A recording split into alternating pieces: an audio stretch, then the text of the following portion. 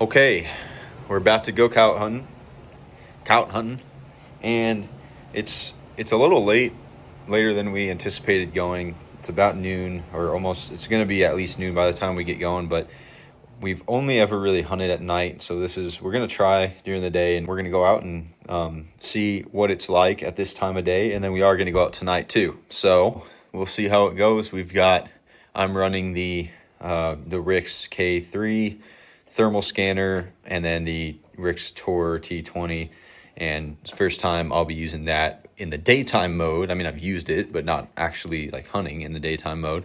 So we'll see how that goes. Should be pretty cool footage. And my hunting partner will be using he has thermal scanner and thermal scope, and I believe that's AGM brand, and unless I'm getting that confused. But yeah, so we're looking forward to going. We'll be able to move around a lot because it's a lot of land, and we'll have multiple places we can go. I'm not going to plan on moving if it's going really well, but we'll move around if we need to. And then if we don't have any luck this afternoon is really what it is, afternoon hunt. If we don't have any luck this afternoon, we'll hope to have some luck tonight when we go out. Probably be going out around 10 or maybe a little later, and basically staying as long as we can manage, as long as we can take it. We kind of hit a wall usually around 3 or 4 in the morning. 4 is probably the latest we've stayed out, and but usually by then we've always been hunting one spot where you're calling, and it, like, you've either seen nothing or you've shot so much that you're pretty much dead. So now is a little different where we'll be able to bounce around a little bit. Maybe we'll get tired faster that way. I'm not sure, but it'll be a fun experience for sure. So we should be leaving here shortly, and I'm looking forward to this hunt, praying that God blesses it for us and that we have a good time. Trying to keep the pet dogs happy before we go with some treats there. Grizzly looks like he's already done. Grizzly, you already done? Yeah. And Bobby's still working on his, so. And of course, I've got all my batteries charging, because the worst thing to happen is to run out of battery. And my Rix K3, if I'm using one of these type of batteries, it will last, one of these will last about half the night, and that's 2 hours or more of continuous use. You know, I don't turn my scanner off. And then I typically, if I run out of those, which I usually won't, I'll typically go to these. But otherwise, these are for my flashlights, and these eat them up. So, but now that I have my scanner, I don't scan. I used to just have to scan with my scope, and so I'd run through these every hour or so. Now I just keep these off, and I can go, if I don't forget to turn them off, I can go a whole night on one set of batteries. So should have plenty of batteries, but I'm not going to be using these in the day hunt, but I'm trying to get everything charged up for the night hunt.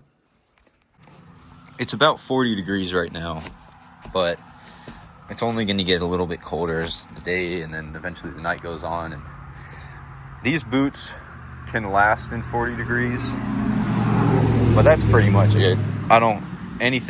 Even 40 would be tough for multiple hours. Anything over that, and I got to use these boots here. And as I experienced the other night, even those boots don't really work for me. But fortunately tonight, we shouldn't be getting we shouldn't be getting below 20 degrees, so I should be okay. So real quick, as always, I like to show my setup here. And so I've got the T20. I typically have a light mount on the top. I took it off. I took all my infrared lights off for weight purposes while we're trucking around during the day. And I've got this flashlight just on here just because in order to take that off, it's a lot more work. So I just left her on there. So that's what we got going on there. Got some extra clothes for when it gets colder. Got my pack ready to go. And there you go. We'll be using I think it's a Fox Pro. No, I forgot what brand his collar is, but we got one of the higher end electric collars that spins around, and a couple decoys, which we've never really even used decoys because we always hunt at night, and we just never. I mean, we've tried it, but it doesn't really do anything at night, at least from what we've seen, and we're not very, we're not pros yet. So almost forgot this bad boy. I don't usually bring this bad boy because I'm usually hunting at night, and it doesn't do anything at night. But very important thing to have.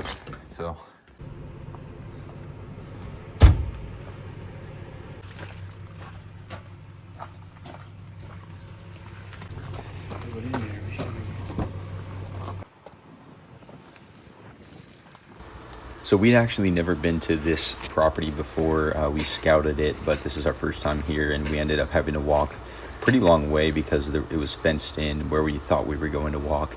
But it's okay because it actually allowed us to cover our scent and hide a little bit better. And we weren't there 20 minutes before Coyote came in, so I'm going to stay quiet on the audio here so you can hear what was going on a little bit.